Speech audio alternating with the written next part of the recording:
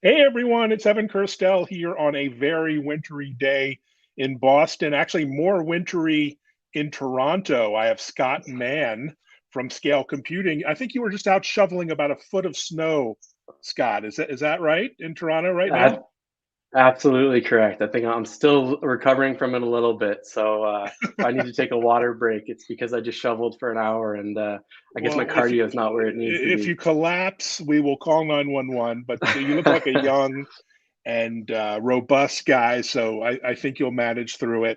But let's get on to the show. I'm here with a company that's a little bit of a best kept secret, I think, of Scale Computing versus some of its gigantic competition, is also a leader in edge and virtualization and hyperconvergence and this new world of converged data center. So maybe say a few words about Scale Computing, Scott, for our new viewers to the subject. Yeah, absolutely. There's a lot to be said about scale computing for sure. So I'll start at the top where we are an IT infrastructure company. So we've been around for just over a decade now. And if there was, I guess, are the core of our DNA, if there is two things that I were to define as, what is our view on IT infrastructure and some of the needs around the evolution of the infrastructure, is that one, it needs to be radically simplified to make things like installation and ongoing management a lot easier.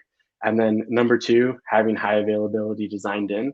So those are two things that are core competencies that you'll see throughout all of our organization. One of our taglines is simplicity engineered, and that holds through to our entire product line and our full platform. But we cut our teeth really in the data center world around hyperconverged solution, our hyperconverged solution, I should say. So we're talking hyperconvergence for those that aren't familiar. It's a solution that consolidates so virtualization, the virtualization layer, the computing layer, and then the storage layer into one single easy solution to manage. So I kind of compare it to like the iPhone or any smartphone these days. It takes a lot of very useful functional tools like your email, your calendar, your phone, and it consolidates it into one very simple, easy to manage UI that's quite intuitive. Same concept with us with our hyperconverged solution, and that's become the foundation for what I'll call our hybrid cloud platform that we offer today.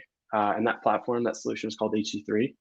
But I think what's more interesting to talk about now is that in today's market, technologies like IoT, for instance, and you mentioned around edge computing and how we're a leader in that space. Well, now what we're seeing in a lot of organizations is the data that they're collecting, the mission critical data that they're collecting, no longer exists in the four walls of the data center. So that's causing a lot of organizations to evolve their infrastructure practices, and it's really taken them outside of the traditional data center needs near the edge of their networks. So that's where the term comes into the edge of their networks, where things like redundancy was really never needed in the past, right? Typically, at the edge of a network is a single server, a single laptop, or something running, and the data that was collected wasn't mission critical at that time. But that sparked this new trend in the industry that we're here to talk about, the new trend around IT infrastructure, which is edge computing. We can definitely go into some more details around that. But what the HE3 platform enables organizations to do is basically build out that hybrid infrastructure architecture where they can manage the data and be able to provide resiliency depending on where that data is being generated. But everything from their old legacy applications to the new age technologies, everything in between, all from one single source. So be it at the edge, the core data center, or the cloud, HE3 enables them to be able to manage the data no matter where it's being generated. Wow, that's exciting. I mean, IT infrastructure in the past used to be some black box with some weird scripting language that, like two old guys understood how to use. And it's great to see, the reinvention of the data center. And it's really happening just in time as we have all this data, tremendous disruption and reinvention happening in the enterprise. And so tell me about your customers, though. We've talked a little bit about scale and who are they and why do they work with scale computing? What is the elevator pitch, as it were? Yeah, so I mean, you really have to depend on it. I would say there's two different types of markets, and you really have to define. where the data is being generated. Like, we have to define what edge computing is to be able to understand the types of use cases that edge computing applies to. Obviously, there's the core data center use case that I talked to, and that is SMB to mid-market types customers. Any customer where an IT team is isn't a 50-man IT team, a 50 individual IT team. There's generalists where they need the consolidation, and that's where the HC3 platform and the core data center provides a ton of value. But then when we're talking the edge computing use case, edge computing, it's not necessarily anything new. It's existed. Computing has existed outside of the data center. It's existed at the edge of the network in the past. It's really just that what defines is the mission critical, the applications that are running out there, and where those data is now being collected. It's not a traditional data center, right? Sometimes it's a closet. There isn't. It's on the manufacturing floor. It's in the back office at a grocery store, a mining site, where you've got some very particular conditions that you have to be able to take into consideration. Or in the managed service space, it's a small managed customer that traditionally is running, a single server on premise, literally in a closet. So they're very different use cases that we can talk into. I'd say if I were to define the two of them, one of them is the MSP use case. So an MSP deployment, being able to manage your SMB type clients, true SMB clients where we're under 150, anywhere from 10 to 150 users, all the way to the distributed mid-market and enterprise organizations where we're talking tens to hundreds of thousands of sites across a region, across the globe, wherever it may be. While those are very different scenarios, very different use cases, the one thing that they have in common is that they don't have that traditional data center on premise. And the main thing is they don't typically have the IT team on site to manage it. And that creates for a very unique environment when it comes to edge computing. Interesting. So, I mean, at NRF is this week, the big retail show, and it's amazing to watch retail stores transform into some kind of experience destination with augmented reality and virtual reality devices and incredible, mirrors where you can try on clothes and on and new kind of point of sale terminals, and basically, the amount of compute happening in a retail store is pretty amazing. And that compute requires re-architecting the network. So it sounds like a lot of those retail as one category would go see benefits in that ease of use and availability and one-touch kind of provisioning and so forth. Is what are the different segments beyond retail? I think through this crazy couple of years that we've been heading into, the two fastest growing ones I would say are retail and manufacturing. We see a ton of there's a ton of use cases where IoT, video surveillance becomes a lot more prevalent, and there's been I would say there was some economic benefits over the last 2 years where they invested in changing their customer experience. So retail is definitely a very interesting one, and we have a ton of very interesting use cases there. It's one of the ones that I think helps to understand really what's happening in the world, because we all go to a grocery store. We all know when we go to a hotel, retail's a big industry. Hospitality falls under retail. When we go to a hotel, now they're talking about these robots that go to your door and bring your stuff to avoid any of the contact, right? When you walk into a grocery store, that's the biggest one for me that I've seen a lot of use cases around fast food and grocery. They're trying to evolve the customer experience, right? Because they're competing against online. So a grocery store that you go to at the end of your street is competing against the likes of the behemoths that you can just go online and have something delivered sometimes within hours. And in order to compete against them, they need to evolve in two different facets. One, they need to make you as a consumer want to go there, so to improve that customer experience, so that when I go into the store, I'm not just going to pick up one thing, because that one thing, if I'm just going to pick up, I'll just buy it online. And then they need to improve their operations, right? They need to become more operationally efficient, because now they're talking about, how do I improve my margins on this, right? How do the organizations become more profitable by leveraging technology?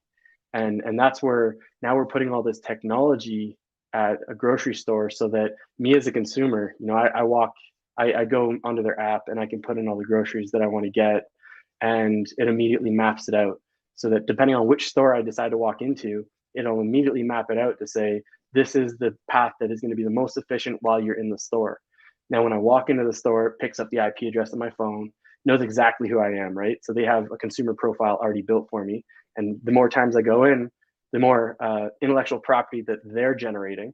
And this is the mission critical data that we're talking about, because the cameras pick you up, and the cameras are a security thing. Because if I'm on the blacklist, they need to be able to figure that out right away.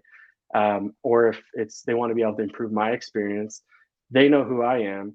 Then when I go walk up to those things that you're talking about, like the digital signage, that can be customized to me. So I can go in there and see there's this sign and this is the price of the product that it told me to go to. I pick that product up and then it says, hey, it looks like you're making this. This is on sale today. Do you want to add this to your grocery track that you're walking down? Yeah, absolutely, I do. And then you take that off the shelf, you put it in your cart. It already knows it's in your cart. From an inventory perspective, it already knows that it's been removed, so they know what they need to buy. And then now with this technology, they've one, increased their operational efficiency, and two, given me a pretty cool experience. And I'm going to want to go back because they provided a lot of value in that experience and probably reduced the cost of my shopping cart at the end of the day by being in store as opposed to buying it all online. That's fantastic. And not every organization has the expertise and the budget to implement that kind of compute solution. Yeah. But you have very happy customers from SMEs to large enterprises. So what's the secret? Why are they so happy with scale computing? It goes back to like that foundation that I was talking about. We simplicity engineered. We kind of, I would say it was very serendipitous the way everything happened within the world and the way that technology trend is moving. Because out of the day one, we set out to create a solution that was more efficient. So when we say more efficient, I mean the architecture of our solution, it can run on the smallest of systems. And we used to tout that in the data center world. And a data center, when they're talking about I'm running terabytes of RAM and petabytes of storage, it was negligible. But now in today's world, we're talking what's the difference with edge computing is that we need the data center like functionality, but we need it on the smallest of form factor systems. And we need it in conditions that aren't a data center. So it needs to run on something that can fit in the palm of your hand. It needs to be able to run in the back office where the bigger the system, the noisier the system, the hotter the system, the worse the conditions are for the store employees and everything. So we just happen to create a system that is hyper efficient and we can run on the smallest of systems. So for us, it was that we kind of grew into this new trend in the industry and we said, hey, this is the perfect fit for HC3 and our platform. And it was just learning from some of the early on customers that we had that were doing some of these very innovative practices and telling us that, okay, you have the right system for this, but now I need to manage this all over the world. Build us a management platform for this. We build it, we productize it, and now we have this management platform that they can grow off of. But so product is one of the key things, and we have the perfect fit for this market. And the other thing is just the customer experience. You can look us online, search us up on any of the peer review sites, like Gartner, for instance.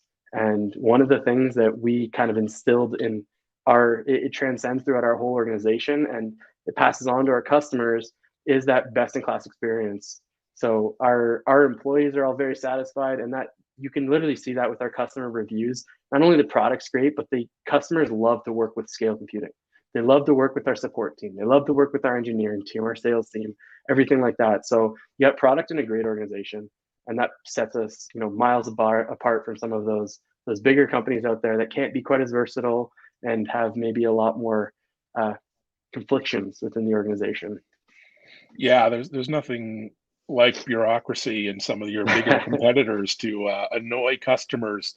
But edge innovations are also, important because of the time we're in. I mean, we're in a staffing crisis. We're in this great resignation. We're very low unemployment. So things like automation and zero touch provisioning are just like fundamental. I don't know if anyone's tried to like hire an IT person. They don't exist. Um, is this sort of the perfect storm for your solutions in some way? Yeah, I mean, think about it, when you're talking about hiring an IT individual and you're talking about the edge, the two scenarios, you've got the distributed enterprise and we've got the MSP, right? Both of those scenarios, there's no IT person on site there. When you're talking about deploying to a grocery store, it's very costly to have to, if you enter a full data center, to have somebody manage that full data center, it's very costly because you're shipping a truck anytime something breaks. The deployment, you need to send specialized people on site.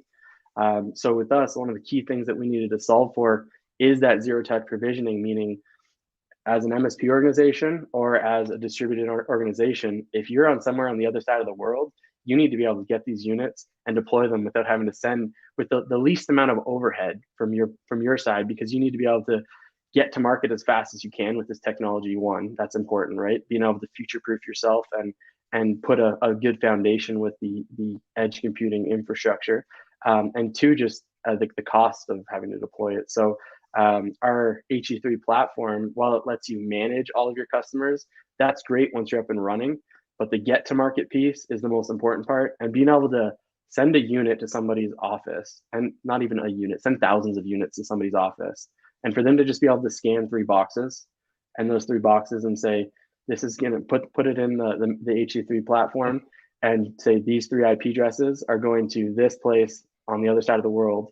When it gets to that location, and they can have a store manager do this, unbox them. We're talking about 2 plugs to plug them each in, and you plug them all in. And this is something that anybody can do across the organization.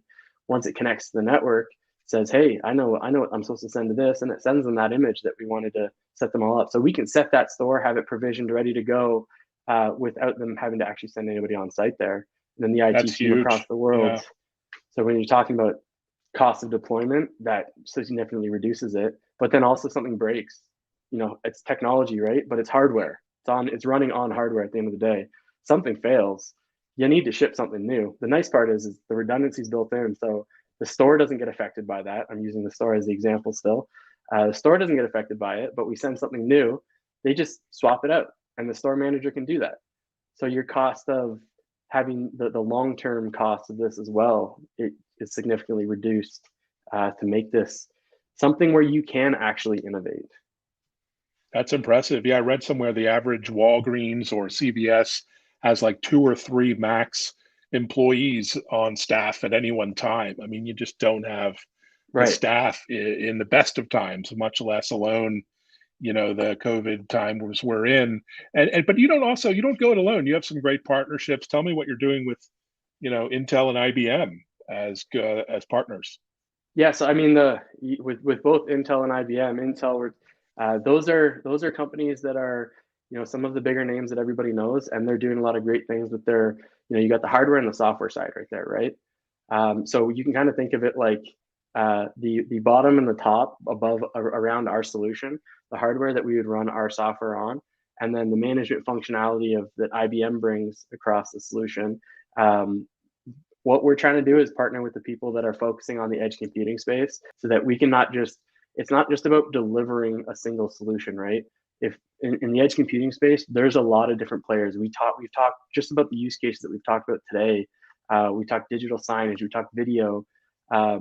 There's a lot of different players that get involved into this. So what we're trying to do is we're trying to build this holistic solution, offering, so that it's not just buy scale computing, go talk to these people, go talk to these people, go talk to these people. If we can fill the gaps and make it super simple, not only to deploy the solution and manage the solution, but procure the solution and talk to all the vendors, that will create for a much faster time to market for our customers, because we are connecting all of the dots for them in something that's already streamlined and built in, put together. And as we get any feedback on, hey, what hardware do we need? What different use cases do we have direct to source, and we're able to innovate alongside some of these large organizations to market and help us build out this edge computing market together. Well, it's so exciting, and congrats on all the success. It's going to be a fascinating year to see edge adoption skyrocket. And I'm going to get back to watching and looking at the NRF event and some of the live streams there. And I think you have to get back to shoveling. I think you have another foot of snow there in Toronto to clear. Yeah. So good luck to that. And thanks for your time. Thanks for spending time, and follow Scott Mann on Twitter. And of course, follow at Scale Computing for updates. Look forward to keeping in touch. Thanks, Scott. Thanks for having us, Evan.